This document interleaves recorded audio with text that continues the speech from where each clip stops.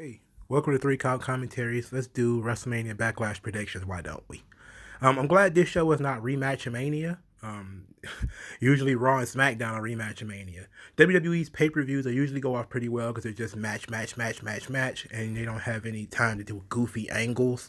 Or when they do goofy angles, they don't take that long.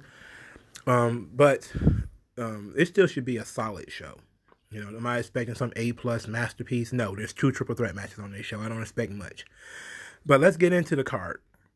So, Damian Priest versus The Miz in a lumberjack match. Okay, so let's break this down. The Miz gains nothing if he wins, lose nothing if he loses. Damian Priest needs to win. He already has a big win, the staple win at WrestleMania. This can be another one. Hopefully he gets shot up the card after this. I would personally put him in the ring with Lashley right after this, depending on what pay-per-view is next. I don't know which pay-per-view is next. But whichever one is next, if it's Money in the Bank or something, maybe we do Damian Priest there. He doesn't need the Money in the Bank briefcase. He just needs to be solidly pushed in the main event. The Miz, we need to see the end of Miz and Morrison here on this show, because I don't really see why we need to go into Raw still doing Miz TV segments and acting like the Miz didn't lose and that the loss didn't matter, and they still doing silly stuff and they're just still drip and all that crap. We don't need that. We need for these wins and losses to actually have significance. So the Miz loses. He blames John Morrison for his loss because John Morrison somehow follows this up, and I think that's the best way to do it. SmackDown Tag Team Championship match, Dolph Ziggler and Robert Roode versus Rey and Dominic Mysterio. All right, so this match should have been done at WrestleMania so Rey and Dominic can win the titles, become the first ever father and son tag team champions in front of a crowd. The fact that they're probably going to do it, and I'm picking Rey and Dominic to win the titles here, the fact that they're going to do this here in the Thunderdome instead of doing it live in front of an audience just proves how ridiculous WWE has become. How, they've let things slip and slide so much that even the most obvious things, like the Tamina and Natalya thing, I can overlook it because people didn't understand. Nobody knew Tamina was going to be so over. Nobody had no idea. But Rey and Dominic winning the tag team titles in front of a crowd would have been great. It would have been an awesome feel-good moment. But I'm guessing this is going to be the feel-good moment of this show, that Rey and Dominic are going to win the tag team titles. Robert Roode probably should be doing something else. Dolph Ziggler, definitely. He's been encased in amber. I mean, he's pretty much been the same Dolph Ziggler for 10 years. I don't know what you can do with him. I'm not saying that maybe they don't need to break up because this tag team is solid. But I don't like that Roode is in great shape and he's just basically standing behind Dolph and Dolph does all the talking. You need to do something. I mean, I know that, SmackDown is very heel heavy as far as they have both singles champions as heels. As far as this recording is concerned, both champions are heels. But to that point, you do need babyface champions. So as far on the male side, I know Bianca Belair is a babyface, but giving the tag team titles to Rey and Dominic opens up the division. You still have the Street Profits because they do babyface versus babyface now, so you still have the Street Profits out there. But then you also have Alpha Academy, and then you could have some other teams. Why they don't bring in guys from 205 Live to work the tag team divisions in WWE doesn't make any sense to me. I know this is like the third time I've talked about integrating 205 Live because you have these guys on the roster. Why they're not being used as either jobbers or tag team guys make no sense. Instead of jobbing out guys like The Miz, bring in guys from 205 Live who aren't doing anything. Arya Davari or, the Singh brothers or something. I mean, come on. Let's be realistic here. Anyway, I'm going to go with Rey and Dominic Mysterio. It should have happened at WrestleMania. It will happen here. I'll be surprised if they lose. Triple threat match. Raw Women's title. Rhea Ripley versus Asuka versus Charlotte Flair. Now, the only reason this match isn't Rhea Ripley versus Charlotte is because both of them are heels. I still don't know why I'm supposed to dislike Rhea Ripley. It's one thing to say that, oh, she's a heel. Okay, why? It's not enough to tell me that somebody's a babyface. Tell me why they're a babyface. It's not enough to tell me that somebody's a heel. Just tell me why they're a heel. Rhea Ripley is just a heel. Okay, why? Charlotte is a heel because she finagled her way into this match. even if she had a point as far as, oh, I got kicked out of my WrestleMania match, even if that was true, that still doesn't mean that she deserves to be in a triple threat match here, right? It's just she's using Sonya Deville as leverage to get into these matches and to get what she wants.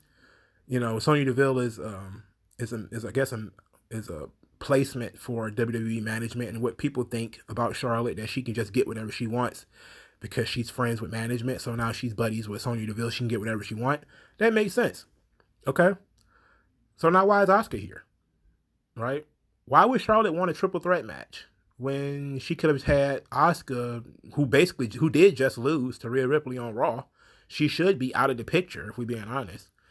She's just in this match to take the loss. Again, Asuka, again, I've said this for several months. She needs to move on. I don't know what you can do, because she's spent a lot of time in the tag team ranks. She's done the singles stuff.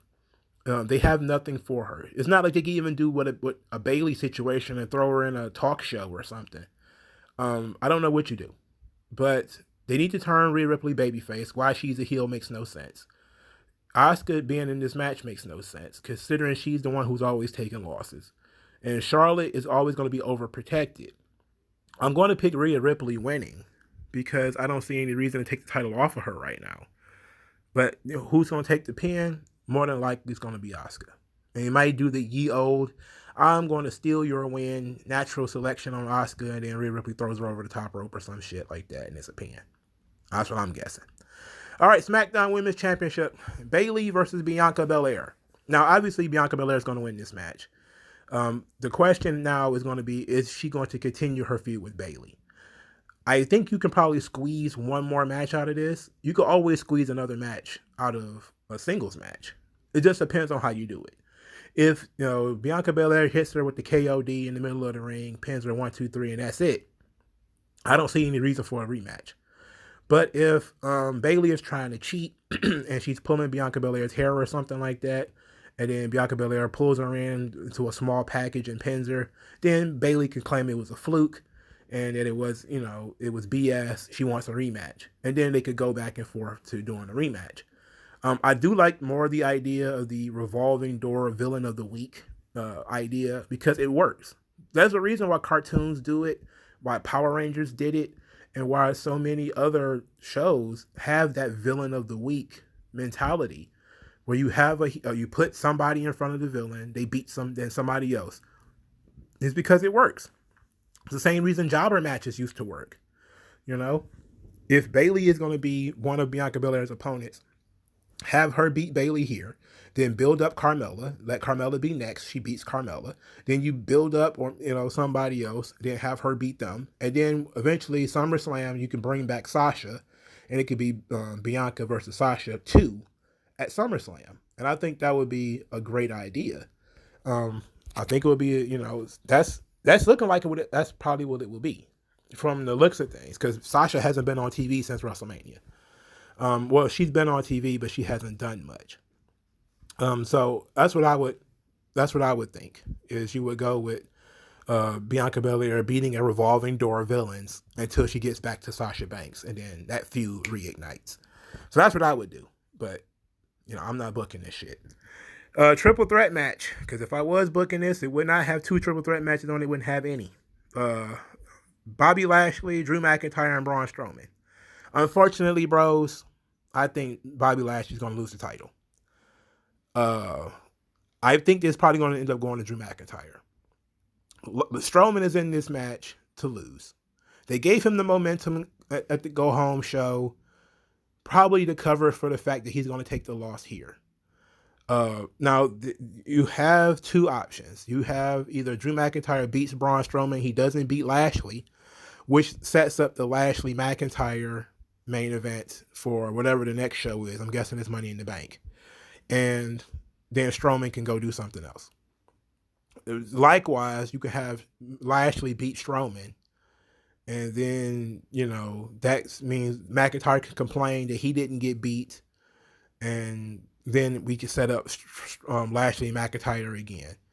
Is it possible that we get like some T-Bar and Mace influence and those guys cost Drew McIntyre the match? It's entirely possible. But I think it's more than likely that McIntyre is just going to win the title back here. And we're going to all be screwed. Because, it's not that people don't like Drew. It's that people are really into Lashley.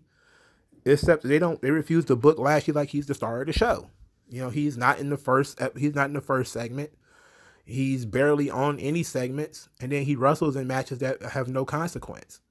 So, they booking him kind of like I wouldn't say like a mid-carder because he's very strong, but this is not the appropriate booking for the guy who's supposed to be like the star of the A show, even though SmackDown is now the A show. But that's WrestleMania Backlash. I'm gonna go with Drew McIntyre on that one. So my picks one more time: Damian Priest, Rude, the Mysterios, Rhea Ripley, Bianca Belair. Oh, I didn't pick Roman Reigns versus Cesaro. Okay, Roman Reigns versus Cesaro. Clearly, Roman Reigns is going to win, right? Clearly, Roman is going to win this match. This match is just basically going to be how bad will Jimmy or Jay screw this up, all right? Who's gonna screw it up, Jimmy or Jay? And I'm guessing Jay's going to try to interfere, and Jimmy's going to try to stop him, and that's going to lead to the Roman Jimmy match at whatever the next event is. I'm going to keep saying Money in the Bank because I think that's what it is. So we're going to go with let's entertain the idea of Cesaro winning. Cesaro, a guy who's been in the company for 10 years, winning the big one in front of no fans. For starters, them beating Roman Reigns in the Thunderdome in front of no fans makes no sense, especially since he's been so strong since his return. It's been almost a year, and it hasn't felt like it. With the exception of that Kevin Owens thing that went a little too long, Roman has been having an excellent run. I don't see any reason to take the title off of him right now. Save the big Roman defeat for SummerSlam or, WrestleMania 38 or whatever. Save it for when there's a crowd.